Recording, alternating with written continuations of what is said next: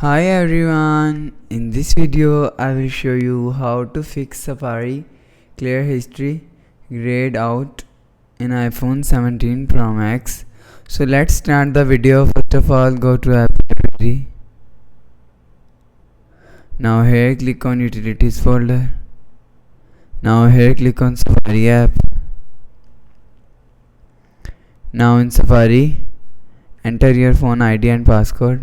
Now in Safari, you will see this icon, 3 dot icon. So click on 3 dot icon and you will see bookmarks. So click on bookmark. You will see history option is not here. So go back to app library. Now here click on utilities folder. Now here click on settings app.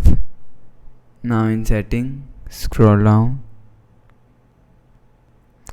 You will see last option is screen time. So click on screen time. Now here scroll down. Click on content and privacy restrictions. So click on.